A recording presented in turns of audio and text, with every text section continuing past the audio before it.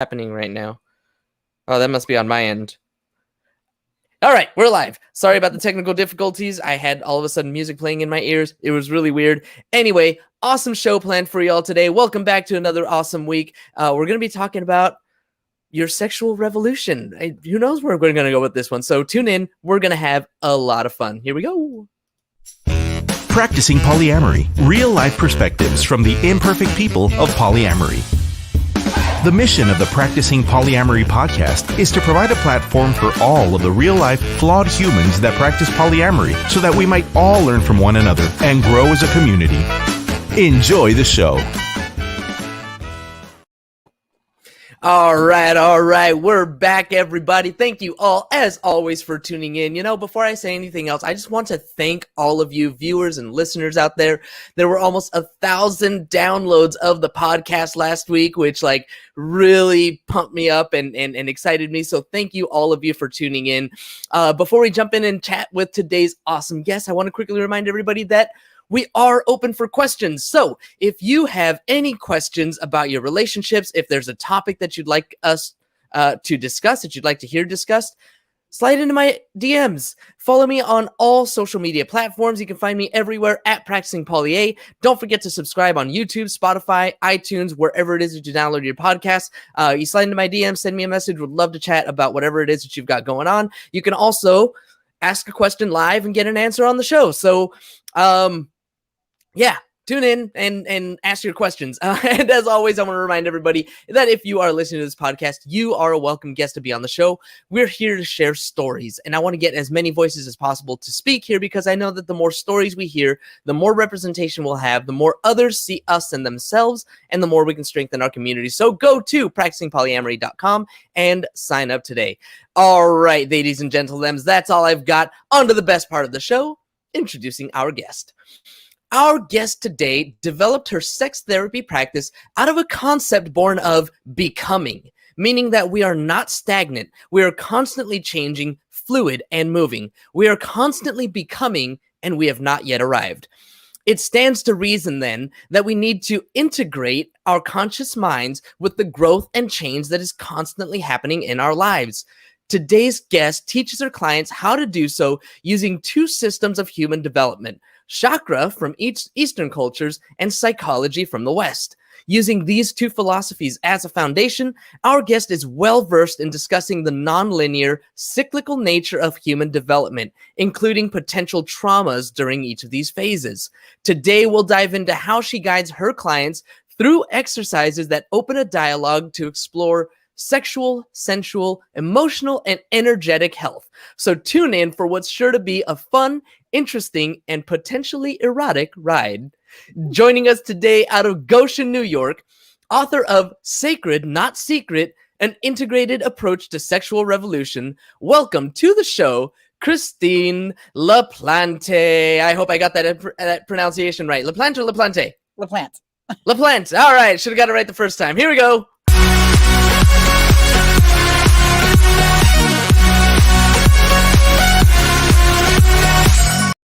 Should have asked you before the show. You know, sometimes little things like that slip my mind. Christine, thank you so much for hanging out with me. Thank you for joining me today. Welcome to the show. Oh, thank you so much for having me. This is really exciting and a little nerve-wracking and putting it all out there and being vulnerable, which is, I love your intro because I'm an imperfect human as well as a therapist and practicing polyamory. So I feel like I'm going to fit right in here. You know, that's all of us. That's all of our stories, and we're all working together to figure it out. So tell me a little bit about you and the things that you have figured out so far. Tell me just a little bit about your journey through polyamory, and then we'll start to get into how your sex therapy practice or therapy practice in general fits into that. Sure. So you have time for about 26 years worth of information? No, I'm kidding. Yeah. Narrow it down into 26 seconds. Go for it. Ready? Okay. So, at some point I figured out that being monogamous was not for me. It was pretty early on in my life, about 18 to 20-ish. I spent some time by myself, not dating, not sexually interactive with people, and did kind of a deep dive in what I didn't want in relationships. And one of Mhm. the things I didn't want was to be with only one person. So I met my husband of 23 years. And we both decided we did not want to be married. And well, we are. Mhm. Mhm. We did for child reasons, for life building reasons, for whatever was going to come into our life legally.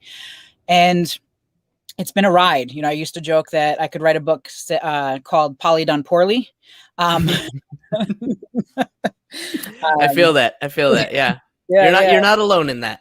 No, no, not at all. I've been talking a lot lately about how we didn't have a whole lot of great powers of example. 25 Mhm. years ago, 20 years ago or so, it was very limited resources, very limited access to people who were practicing polyamory. There was a lot of people that wanted to have multiple partners, multiple sexual experiences, but not a whole lot on how to navigate what's happening. How are we deprogramming the monogamous cultural pieces within us, and how are we addressing the stuff that's really hard? Mhm. So it was very difficult to kind of navigate that in the first maybe decade. I think we're doing okay today. I have another partner of 5 years. My husband has another partner of 2 years. Nice. And I think we are somewhat in harmony right now. So I'm just going to kind of exhale and say, okay, I accept. Knowing that I say that and something could just, come knocking on the door. So, Sure. yeah, it's been a long journey, a very beautiful one. There are 7 adults and 3 children involved in our home, in our pod. Um, Nice. yeah, and it really is. It's quite beautiful, the amount of love and care that we experience today. And I don't feel as bruised, when Mhm. people are approaching me about my lifestyle any longer. I feel fairly confident in it, which is nice. That wasn't always the case, Mhm. so a lot of times I felt kind of beat up by judgment along the way, and paired with not really having people to talk to. So I'm very grateful for where we are as far as the poly community, Mhm. and the access and the information and the resources that we have. So that's Yeah. my 26-year journey summed up. I love it. I love it. There's definitely a huge difference from now and compared to 20 years ago. Just the resources and the communities, the internet really opened up the communities in a huge way.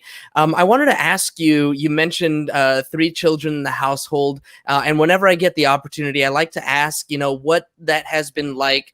Obviously, you can't speak for your kids necessarily, but from your viewpoint, from your vantage point, what has that been like for your kids? And hello, Greg. Thanks for tuning in. That's my other partner. Oh, Um, nice. Hi, Greg. um, so I could probably speak for my oldest. She's 22, the most. My other partner has a son who's going to be 12, and then we have a 23-month-old. So there is a 10-year age difference between all 3 children, Hmm.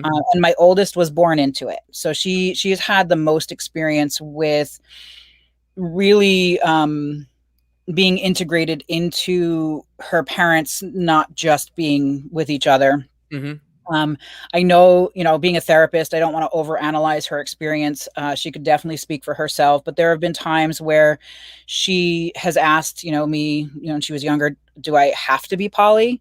Like, can I be Right. monogamous? So there was some confusion about her own manifestation of relationship.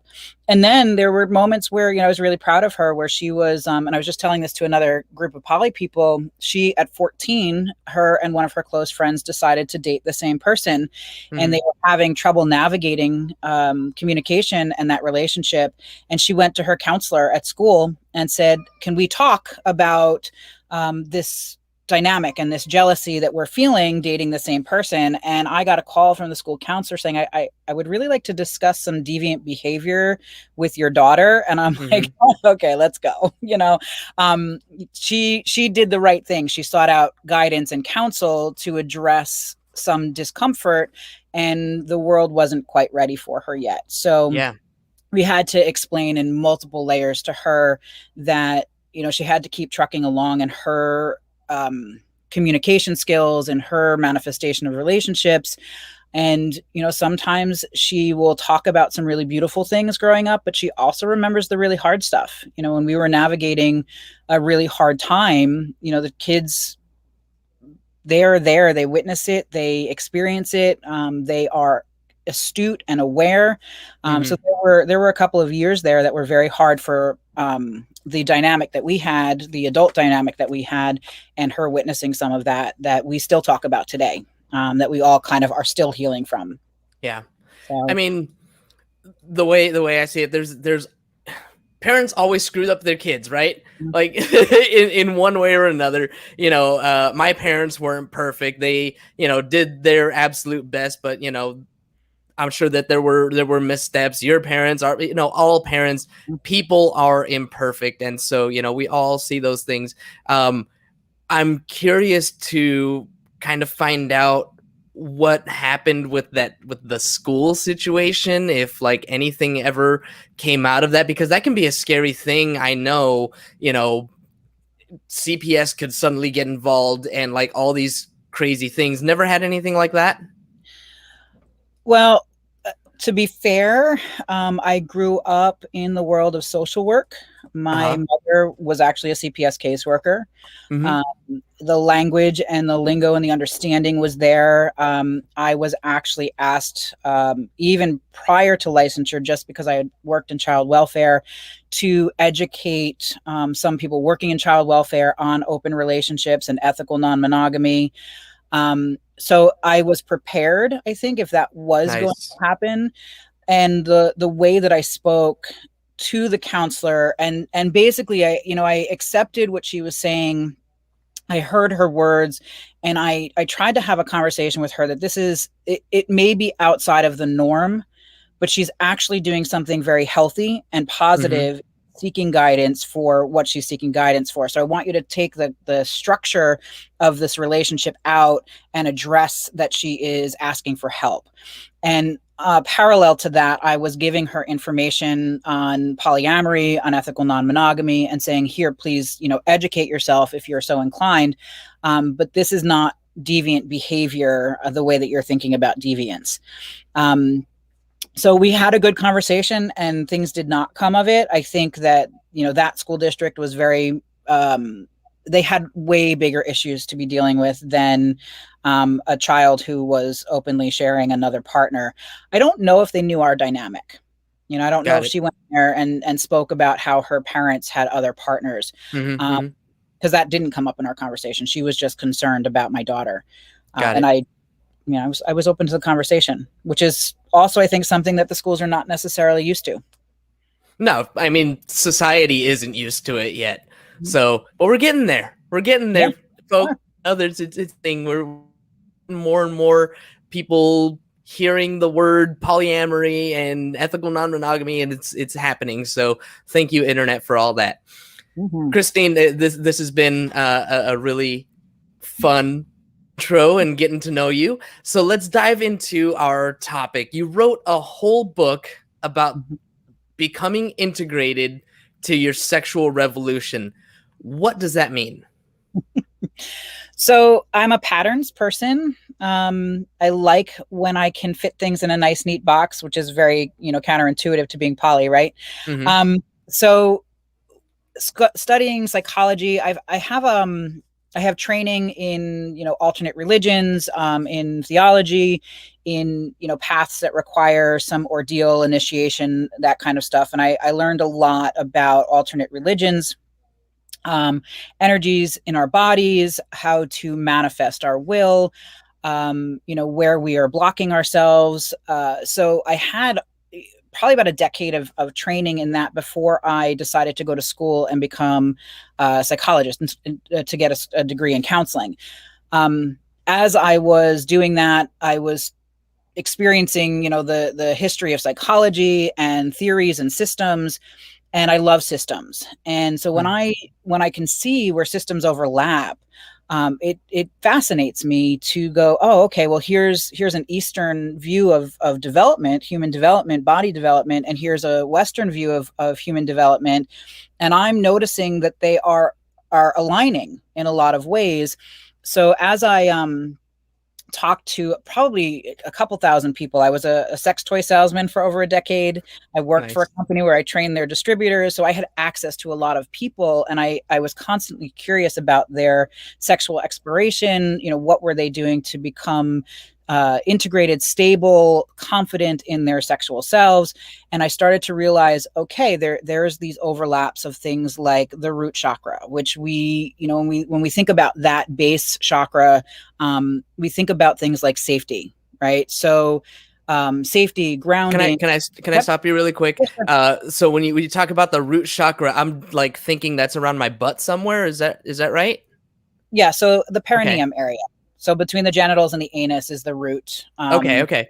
So that would be like the first, the base chakra energy. And you said that's safety and. Yep, safety, anger.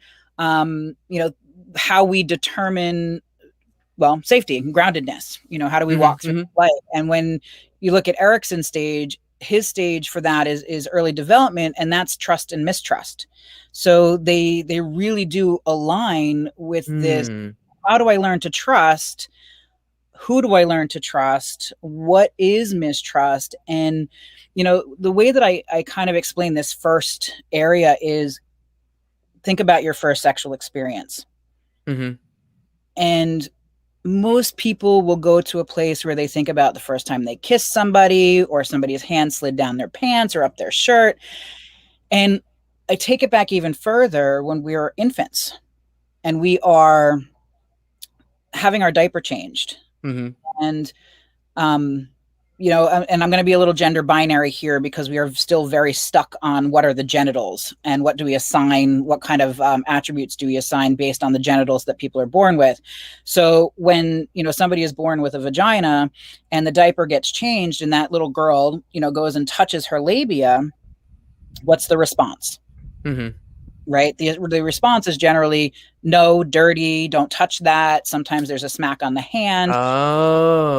Moving the hands away from the spot on the body that's a natural place to explore.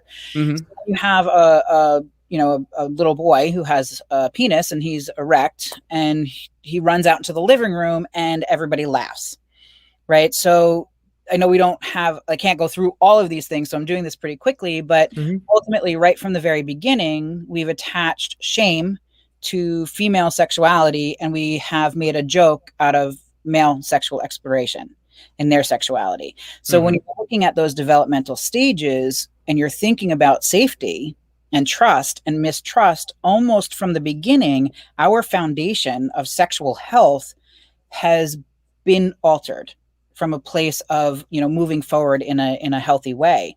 And so when we go on to that next part of our development, which is the sacral area, which is the womb or the, where the reproductive organs are, we are in the next stage of Erickson's, which is autonomy versus shame and self-doubt. And so when we think about the sacral area, that is our sex organs. We want to share this with somebody. This is our creative force. And if we have a foundation of mistrust, we're going to end up interacting sexually with people from shame, from guilt, from not having this kind of autonomy, this ability to say yes or no. And so we're already building this foundation as we go up the energy centers in the body where we are told, trust your gut, right? So the next one is the gut. Trust your gut. Follow your intuition, but don't. Right? but don't, because logic brain. Right, exactly. So, this kind of solar plexus area, which is the gut, which is, are we moving again, like if you think autonomy, shame, and guilt, the next one is, or shame and doubt, sorry. The next one is guilt and initiative, right? So how do we move through our intuition? Are we doing it from a place of guilt, from appeasing, from soothing, or are we doing it from a place of, hey, I'm motivated, I can move forward, I want to co-create? So we can look at all of these energy centers in our body and all of these stages of development and see where we've created some injury right from the very beginning. I love the way that it works with both. It doesn't matter. I mean, you keep relating from one chakra to the next and referring to Erickson. I'm not familiar with who that is, but something psychology related, I'm guessing. But there's so much correlation there. And so it's like, when I hear chakras and things like that, I don't necessarily think science, Right. but when I think psychology and you talk about Erickson, it's like, okay, there's science there, but it appears that there's science even in the chakra, whether we knew it or not. So that's a whole different conversation. We got like 10 minutes. Yeah. I mean, research and anecdotal information, and who has sat down and said, absolutely, we have these energy centers. You're talking about 5,000 years of practice in a different culture, when we are living in a culture that values fact and information over, so we're talking logic versus that intuition. So it's very difficult to come and say, well, chakras are not a science, yet we do have somatic therapy. We have therapy that very specifically deals with the body and trauma and remembrance, right? So things like The Body Keeps the Score, or Peter Levine's books on, where do we keep trauma in the body? And those somatic therapists have, way before me, said, hey, there's something in the body that is happening, and we can't just address it from a cognitive or behavioral perspective, which is very much a psychological part of the systems of psychology, the history of systems. So it does overlap nicely. There is a science to both. We just don't necessarily want to acknowledge where it came from, maybe what the history is, 5,000 years, 7,000 years of history, because, it's just who we are. Yeah. I'm blown away. It's just the way that it all makes sense and correlates. And it's like, yeah, we've been studying this thing, like you said, 5,000, 7,000 years. It's like we're just putting a new name to it, with these new studies, new research, new terminologies, whatever. Pretty cool stuff. All right. So, digging deeper, you stopped at the solar plexus. Is there more as we continue through our integrating our sexual revolution? Oh yeah. So from the gut, you go up to the heart, and from the heart is the throat, and the throat is then, the third eye, and then you have your crown. And so if you think about this kind of pole of energy, the root is grounding you, and the crown is bringing you up to this like higher consciousness, a connection to the divine. So if you get to the heart, let's say, right? So polyamory is a great vehicle for being able to explore the different facets of our heart and how we love, right? Because polyamory is not just about sex and romance. It is about how we love other people. So if you get to your heart and your gut hasn't chosen well for you because it's choosing based on injury rather than a healthy development, your heart's going to attach, right? We've heard things about trauma bonding, things like that. Attachment theory is really new. Polysecure is one of the newer books out that talks about attachment theory and trauma and polyamory. So when our heart connects, we connect in a way based on our history. So we tell people, follow your heart, but maintain logic, right? Follow your heart, but have some healthy boundaries. It's really hard to have healthy boundaries if you don't have a voice, right? So the next one from the heart is the throat. And so how do we express our desire if our heart's not connected in a healthy way because our gut chose somebody who is not necessarily healthy for us, because we're still trying to co-create from the sacral area based on our root that was almost from the beginning of our lives altered because of somebody else's shame. Okay. Interesting. I'm a little bit I like it. I mean, I get what you're saying. And as you're kind of getting through this, I'm thinking, just understanding the way the heart does love, and you need to be able to have your voice and speak your truth and set those boundaries. But if we're traumatized from, all these different things, maybe we're not able to connect all of those things and speak for ourselves. And so I'm guessing that that's where your therapy practice comes in, and you help people to alleviate that, to get that courage. How does that work? I mean, aside from like multiple appointments and lots of talking. Actually, if people are ready and they can suspend some disbelief, I actually don't work with people for very long. 6 to 8 weeks. We can work through a trauma. The closer I get, the sooner I get somebody who's experienced a trauma, especially a sexual trauma. Mm-hmm. So the sooner I can get to them, the faster the sessions actually are. So if somebody has come to me and they have a history of abuse or trauma, or the abuse or trauma was way in their past, it generally takes us a little bit longer to get into the body to address that trauma. Mm-hmm. Whereas if somebody comes to me almost immediately after an assault, we're talking 6 to 8 sessions and they're pretty good to go. I also specialize in this.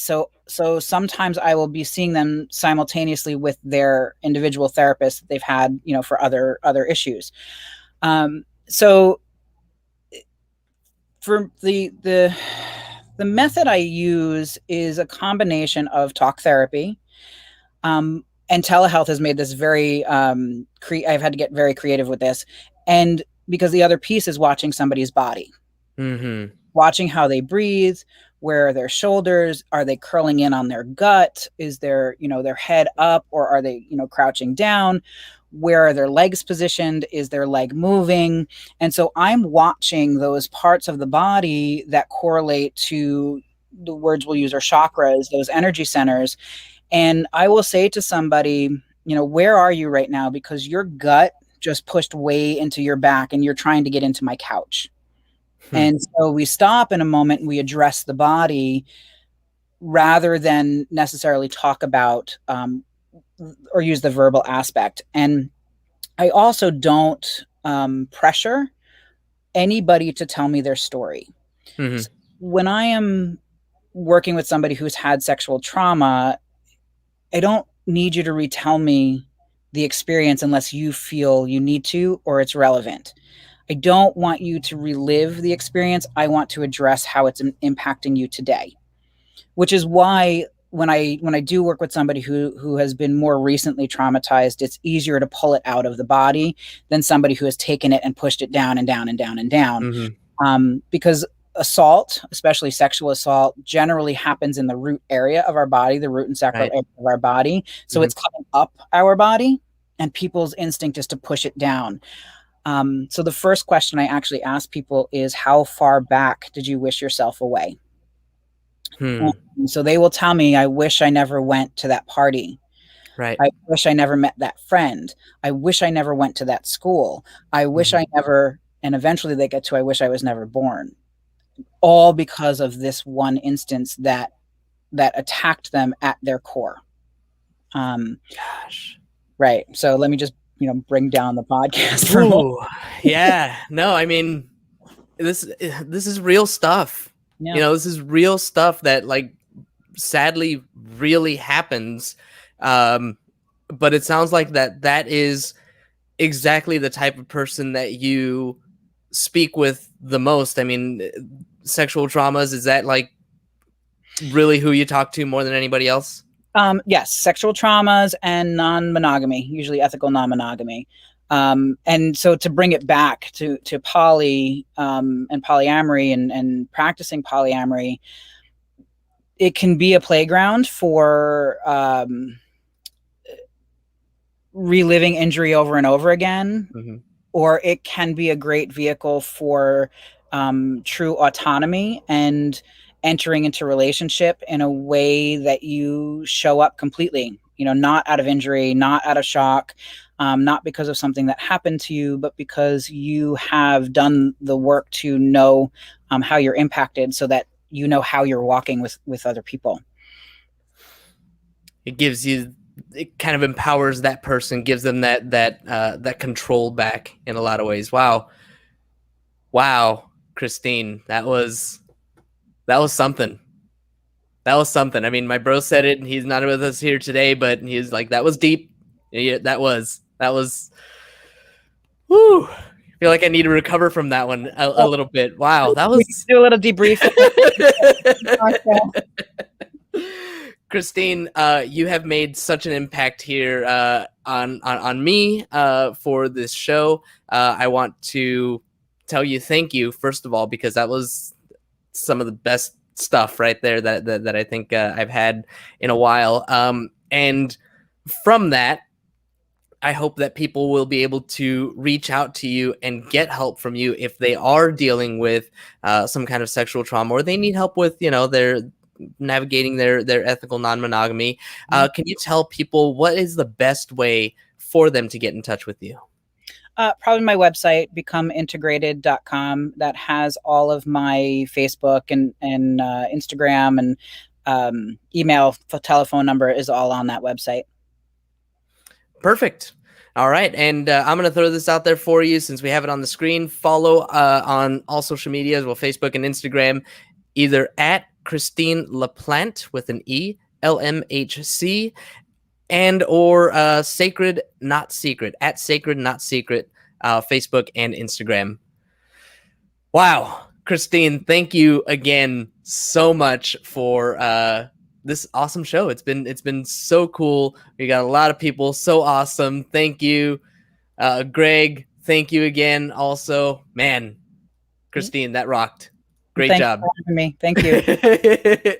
All right. And thank you, as always, to our live audience for tuning in. As a reminder, when we're live, we get no commercial interruptions, but the same can't be said for those podcast downloads. So if you want to avoid the commercial interruptions, be sure to catch us live Monday through Wednesday, or sign up for our Patreon, where you'll get access to our commercial-free RSS feed and support the show. Don't forget to follow us everywhere at Practicing Poly A, and subscribe on YouTube, on iTunes, Spotify, wherever it is. We'll really appreciate it.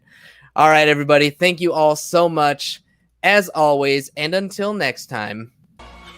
Have a nice day. Thank you for tuning in to the Practicing Polyamory podcast. Would you or someone in your polycule like to be a guest? Sign up at practicingpolyamory.com and join the conversation. Please support us by subscribing, liking, and following us on social media at Practicing Polya by clicking any of the affiliate links on our website, or by subscribing at patreon.com/practicingpolya.